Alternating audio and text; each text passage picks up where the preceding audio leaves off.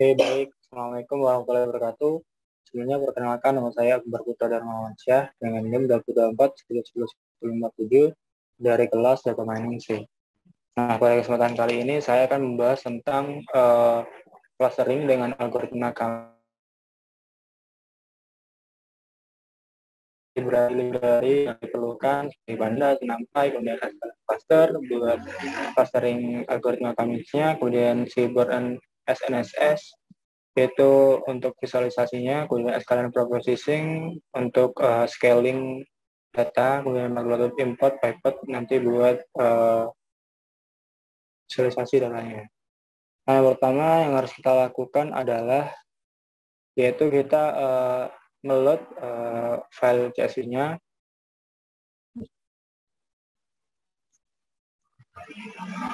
Lalu di sini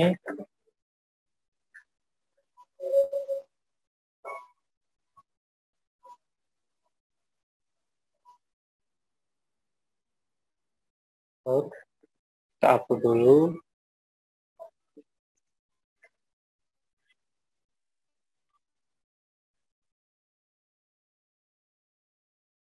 Nah, ini kita open aja.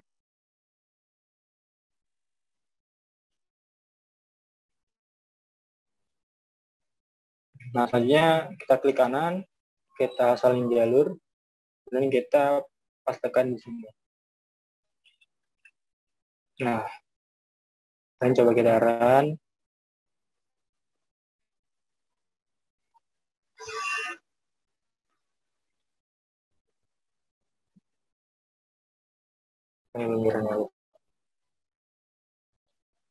Saran dulu library yang diperlukan. Nah, kita run yang. Nah, bakal muncul sebuah data set dengan bentuk data frame. Nah, selanjutnya yaitu kita mengecek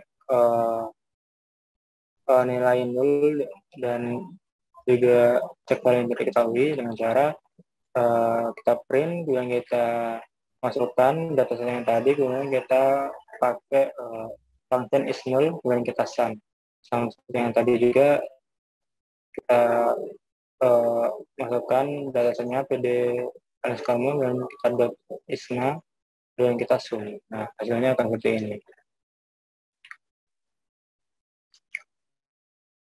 Nah, selanjutnya kita mengecek duplikasi data dengan cara kita menggunakan function duplicated, kemudian kita sum. Nah, hasilnya di sini ada 0. Selanjutnya yaitu kita mengecek tipe datanya. Di sini ada atribut customer ID, kemudian genre, kemudian age, kemudian annual income, kemudian student score. Di sini sebenarnya ada integer, kemudian objek, kemudian ada integer lagi, dan integer. Nah, karena ada tipe data objek pada tabel tersebut atau pada data tersebut, maka kita harus menginput. Nah, pertama yang kita lakukan yaitu mengcopy atau membuat salinan dari dataset tersebut. Nah, kita run aja. Selanjutnya kita encode ini, run dulu. Nah, jadi yang pertama kita lakukan yaitu kita mengimport encoder dari skalian di sini. Dan kita untuk membuat encodernya yang ada di layar di sini, kita membuat variabel yang di encode yang dirubah dan kita fitkan dan kita transformasikan. Nah, setelah itu kita buat tabel baru sini yaitu tabel male dan female. Nah, setelah itu setelah ada tabel barunya, kita drop tabel yang tidak diperlukan ini. Kita drop yang tabel genre ini atau gender dan juga tabel male dengan cara kita drop count-nya dan kita increase true. Dan kita panggil dataset yang sudah di-encode. Misalnya akan seperti ini. dan kita tampilkan datanya. Nah, ini adalah dataset atau beberapa tabel yang udah kita input tadi. Selanjutnya kita cek apakah kita jenis datanya itu sudah berubah.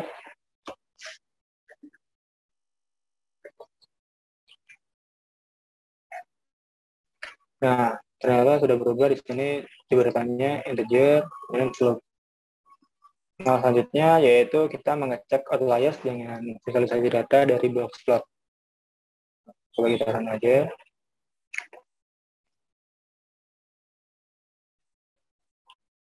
Nah, sini setelah kita run ternyata ada satu outliers.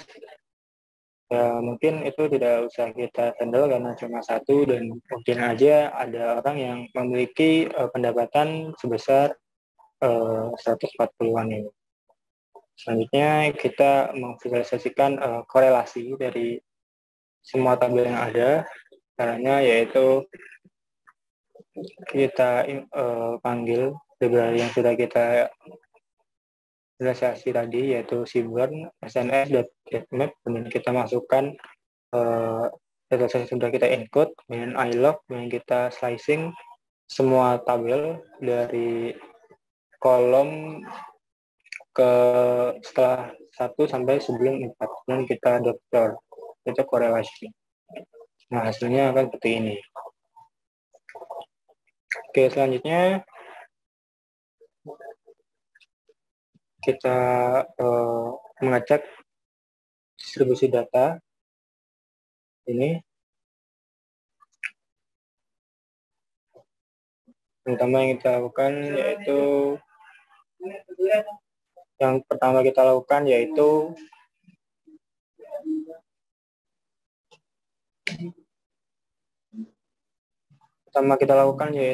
kita membuat ukuran dari figurnya, dan kita membuat title-nya, dan kita buat variabel untuk setiap kolom. Di sini ada kolom X, kemudian income, kemudian spending score. Yang kita run, maka akan muncul histogram seperti yang ada pada layar. Nah, selanjutnya karena ada perbedaan kuantitas dari value dari data pada data tersebut, maka kita lakukan scaling dengan menggunakan min-max scaler.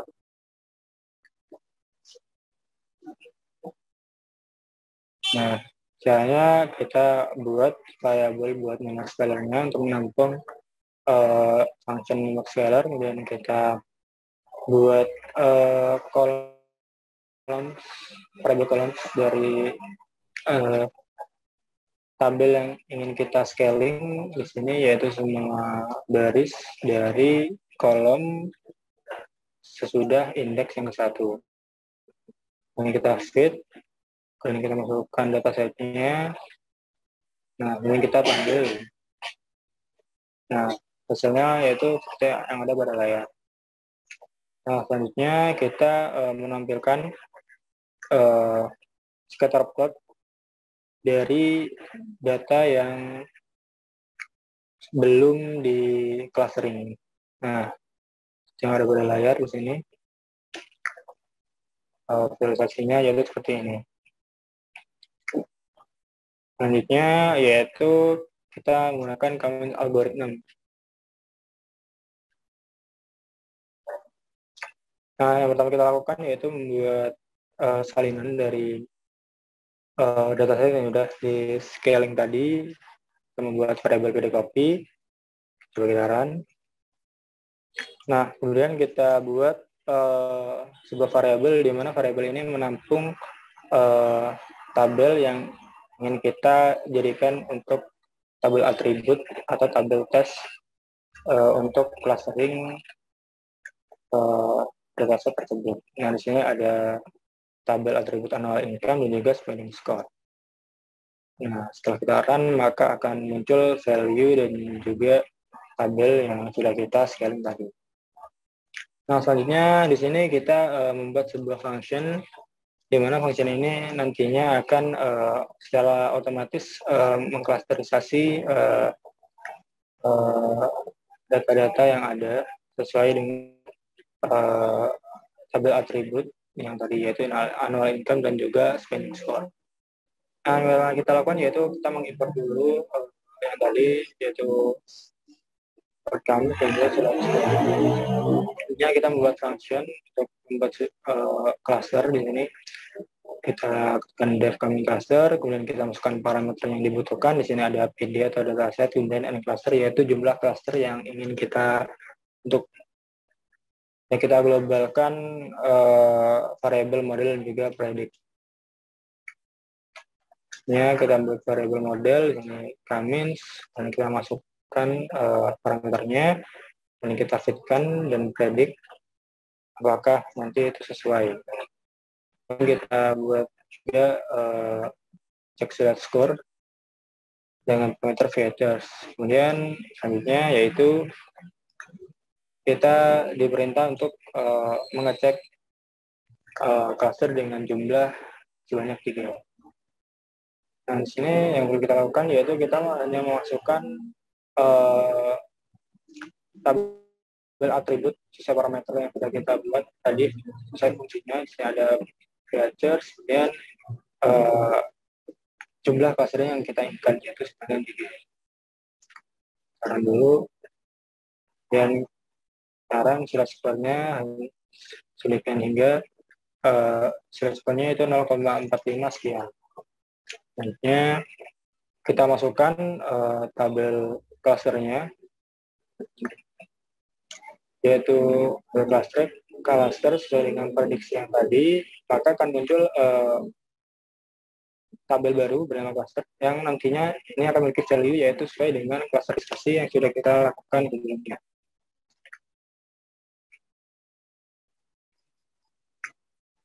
Oke, selanjutnya yaitu visualisasi dengan scatterplot. Nah, di sini setelah kita lakukan klasterisasi, di sini nampak kumpulan data dengan beberapa warna. Ada warna merah dengan label 0 atau klaster ke 0, kemudian label biru dengan klaster 1, kemudian label hijau dengan klaster label 2. Caranya kita masukkan dulu semua tabel atribut di sini. Caranya yaitu kita panggil library yang tadi tlt.scatter, kemudian kita masukkan dataset yang sudah kita klasterisasi pada codingan sebelumnya, kemudian kita masukkan nama tabel yang kita masukkan juga value dari klasternya yaitu 0, dan 1, dan 2. Ini kita membuat title-nya, kemudian kita membuat X label dan Y labelnya, yang kita buat legend-nya. Kemudian kita show, maka hasilnya akan seperti yang ini. Nah, tadinya cluster dengan jumlah 4, sama seperti yang tadi, kita hanya perlu memasukkan beberapa parameter, dan kita memasukkan clusternya, tabel clusternya di sini. Nah, ini kita visualisasikan yang tadi. Di sini hanya kita tambahkan label 3 karena di sini ada 4 cluster. Nah, maka akan muncul nih cluster-cluster atau kumpulan clustering ada scatterplot yang ada pada grafik ini. Ada warna merah, kemudian ada warna biru langit, kemudian ada biru tua, dan juga ada warna hijau. Selanjutnya cluster dengan jumlah 5. Coba kita run. Di sini sudah ada value dari masing-masing indeks. Cara juga ini menambah tabel cluster pada data tersebut, maka akan muncul dan cluster dari masing garis yang kita visualisasikan. Nah, di sini kita hanya perlu menambahkan scatter plotnya dengan menambahkan label keempat Jadi jumlah dari clusteringnya yaitu 95, yaitu dengan label 0, 1, 2, 3, dan 4. Setelah kita run, maka akan muncul visualisasi data seperti yang ada pada layar. Nah, di sini terdapat 5 kelompok scatterplot. Yang pertama ini warna biru muda, warna hijau, warna merah, warna biru tua, dan juga warna kuning. Nah, setelah saya perhatikan, ternyata clustering dengan jumlah 5 itu lebih baik karena di sini nampak kumpulan datanya itu terfokus pada 5 titik ini. Yang di sini, kemudian yang di sini, yang di sini, yang di sini, juga yang kuning itu di sini. Nah, ini kita cek centroidnya. Ini sama seperti yang tadi. Dan ngecek titik centroidnya. Nah, di sini tampak centroid atau titik pusat datanya dari masing-masing cluster yang sudah kita tentukan tadi. Nah, selanjutnya ini soal tambahan atau opsional. Sebentar dulu.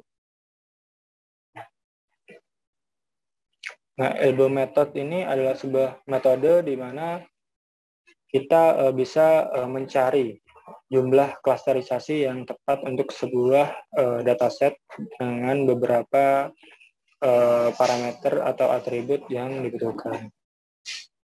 Nah, di sini nampak pada value 5 di sini menunjukkan bahwa ada bentuk siku yang tidak terlalu signifikan.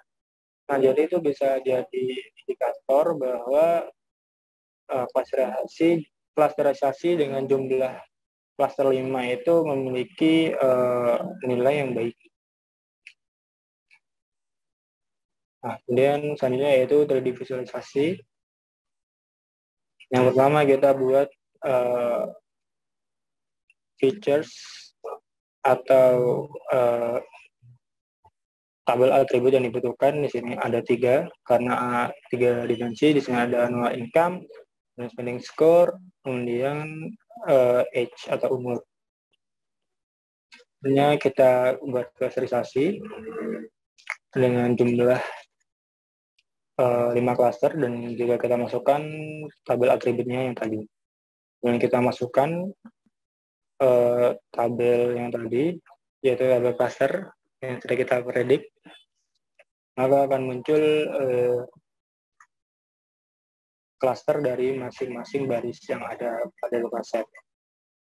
Nah, selanjutnya yaitu kita melakukan visualisasi 3 dimensi. Kita run aja.